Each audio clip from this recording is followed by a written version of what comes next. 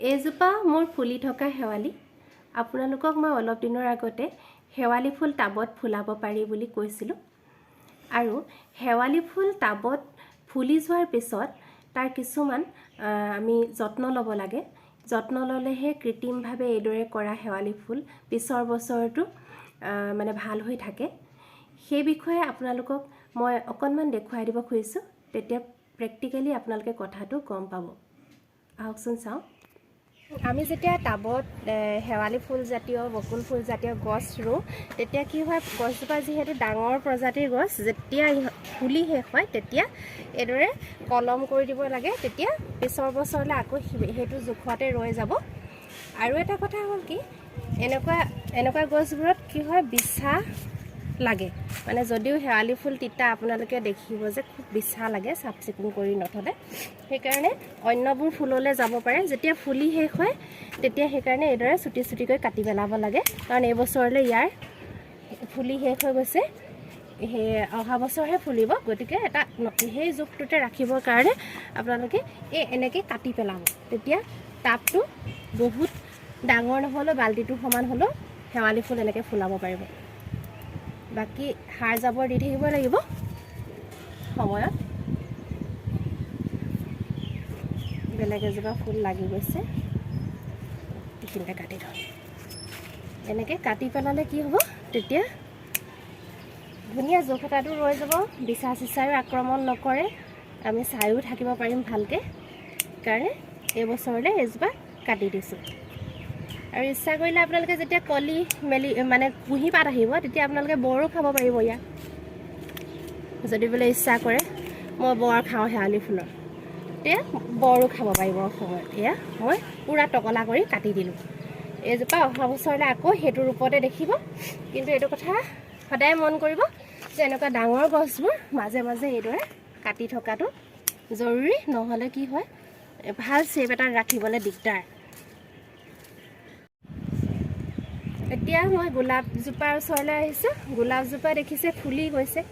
এতিয়া গোলাপৰ ফুলাৰ সময়, গতিকে আৰু কলি আহি আছে। ইয়াত বগা গোলাপ এজোপা লোকেল প্ৰজাতিৰ। এই গছবিলাকো এনেকৈ যিবিলাক নষ্ট হোৱা পাত পতুৱা আছে, কলি মেলি ফুলি শেষ হৈছে, সেইবোৰ পৰাপক্ষত কাটি দিব লাগে। তেতিয়া কলি আৰু মেলিব। নিয়ৰ পালে গোলাপ বেছিকৈ ফুলে। এতিয়া ফুলিবলৈ লৈছে আৰু দুই এটা কলি আহিছে, এইবোৰ ফুলি গ'ল। এনেকৈ কাটি দিলে আকৌ অলপ দিনৰ পিছত আকৌ ফুলিব। সেইকাৰণে গোলাপৰ ডালবোৰ এনেকৈ কাটি থাকিব লাগে।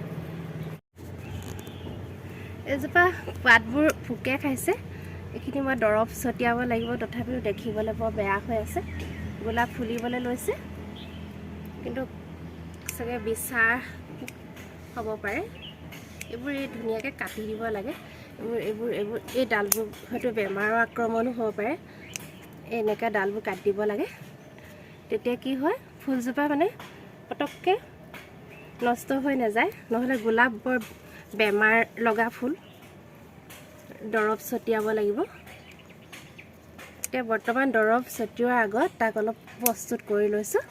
এইবোৰ কলি আহিছে, এতিয়া নিয়ৰ অহাৰ লগে লগে গোলাপ ফুল ফুলিব। আৰু এইবিলাক নষ্ট হোৱাবোৰ মই কাটি দিছোঁ দেখিবলৈ ভাল হ'বৰ কাৰণে। মই জাবৰ পেলাবলৈ এনেকৈ থৈ দিছিলোঁ। টেংকিৰ পৰা পানীটো জিপ পাই থাকে। এটা ধুনীয়া কলাজ হৈ গ'ল। মানে এনেকৈ মই হ'ব বুলি ভবাই নাছিলোঁ। এইবোৰ কি ফুল আছে ইয়াত, মানে এইটো আছে, 6-7 বিধ ফুলৰ সংমিশ্ৰণ এটা হৈ কলাজ হৈ গ'ল। আচলতে মই এইখিনি শুকাবলৈ দিছিলোঁ, যে মানে জাবৰ উঠাই পেলাই শুকাবলৈ দিছিলোঁ। শুকাব আৰু মই গোটেইখিনি বস্তাত ভৰাই পেলাই দিম বুলি ভাবিছিলোঁ। কিন্তু এইখিনিৰ অৱস্থা এতিয়া একেবাৰে সেউজীয়া হৈ আছে, যিহেতু টেংকিৰ পৰা পানীৰ জিপটো আহি থাকে। গতিকে সিহঁতক আজি বন্ধবাৰ পেলাব লাগিব, কিন্তু মোৰ উঠাবলৈকৈ বেয়া লাগিছে। কি ধুনীয়াকৈ হৈ আছে চাওকচোন। যে হোৱা ফুল এজোপা টেৰনীয়া, বিভিন্ন কালাৰৰ থাকে, ৰঙৰ থাকে। এইজোপা টেকেলিটো নিজে নিজে ইয়াৰ গুটি পৰিলে য'তে ত'তে হৈ এই টেকেলিটো পৰি আছিলে, দৈ টেকেলি আছিলে। আৰু ইয়াতে মানে মাটি ভৰাই থোৱা আছিলে বেলেগ এটা ফুলৰ কাৰণে।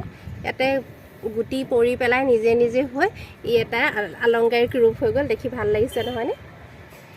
এনেকৈয়ে মানে কি হয়, ফুলবিলাক য'তে ত'তে এনেকৈ ফুলি থাকিলে ভাল লাগে। আপোনালোকক এনেকৈ দেখুৱাবলৈ পালেও ভাল লাগে। এয়া এগৰাকী মানে ফুল কৰা মানুহৰ অৰ্থাৎ মালি বুলিও ক'ব পাৰি আৰু সাৰ্থকতা, মানে য'তে ত'তে এনেকৈ যদি ফুল হয় ভাল লাগে নহয়নে দেখিবলৈ। আজিলৈ আহিছোঁ, আপোনালোকক এইবিলাক মাজে মাজে এনেকৈ দেখুৱাই থাকিম, মনটো ভাল লাগে ফুল দেখি থাকিলে। ধন্যবাদ।